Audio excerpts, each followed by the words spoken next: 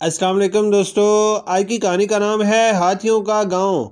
आपने अक्सर चिड़ियाघर में हाथी को देखा होगा, कुछ बच्चों ने इस पर सवारी भी की होगी। यूं तो चिड़ियाघर में हर जानवर की रौनक है, शेर ना हो तो जंगल का बादशाह किसे कहेंगे।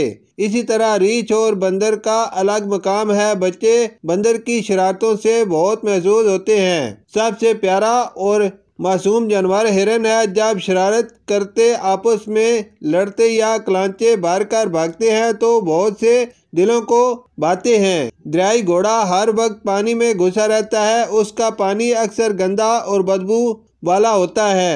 कोई भी जंगल और चिड़ियाघर हाथी के बगैर अधूरा है। ये इंसान का सदियों का साथी है। वो इन्हें जंगों में इस्तेमाल करता आ रहा है, वजन उठाने और उसके दांतों से मुख्तलिफ आवाज बनाने का काम लेता आया है। हाथी मेरा साथी, जिंदा हाथी लाख का, मुर्दा सवा लाख का जैसी मिसालें भी इससे वाबस्ता हैं। पहले जमाने में मीलों के हिसाब से घने जंगलात हुआ करते थे। दरख्तों झाड़ियों की बहुतायत होती थी। जानवर इनमें खुश खुरम रहते थे। अब टीवी में जंगलात दिखाए जाते हैं, कहीं कहीं दरख्त नजर आता है और कुछ झाड़ियां अब तो लगड़ बगड़ भी दूर से नजर आ जाता है। जंगलात की कटाई से इन जानवरों को भी खतरात लाक हैं। सूरत हाल ऐसी ही रही तो चंद साल बाद सिर्फ चिड़ियाघरों में ही और मजीद कुछ दहाइयों के बाद सिर्फ किताबों में ही बाद नायाब जानवरों की तस्वीरें ही देखने को मिलेंगी, जैसे आज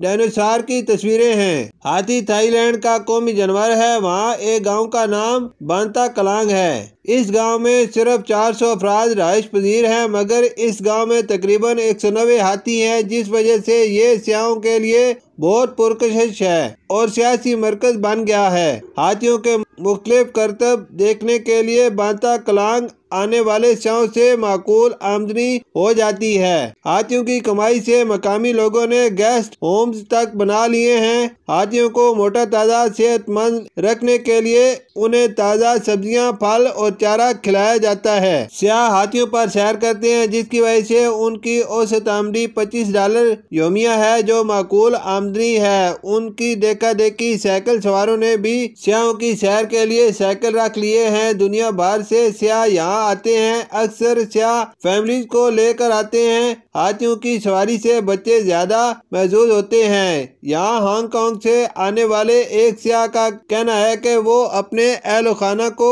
हाथियों के दीगर पार्क्स में भी सैर करा चुका है। मेरे ख्याल में सैर तफरीह के लिए ये गांव अपनी मिसाल आप है। सैर तफरीह के लिए ज्यादातर जर्मन, बरतानवी और रूसी बाशिंदे होते हैं। थाईलैंड में पहले हजारों हाथी घूमते दिखाई देते थे, मगर जंगलों की कटाई और गैर कानूनी शिकार ने उन्हें सैकड़ों की तादाद तक महदूद कर दिया है। मजे की बात यह है कि अक्सर मदारी कुत्ते, रीछ, बकरे बंदर के साथ मुख्तलिफ करतब दिखाकर मांगते हैं, जबकि थाईलैंड में मदारी और करतब दिखाने वाले हाथियों के करतब दिखाकर मांगते थे, जिससे थाईलैंड की बदनामी होती थी। हुकूमत ने ऐसे अफराद पर पाबंदी लगा दी है। अब वही मदारी और हाथियों को सुधारने वालों ने बांता कलां का रुख कर लिया है। यहाँ रह कर वही काम कर रहे हैं। यहाँ कोई रोक टोक नहीं। थाईलैंड की मुख्तलिफ तंजीमें ऐसी कोशिश में हैं कि वो चंद ऐसे गाँव सियाहों के लिए महसूस कर ले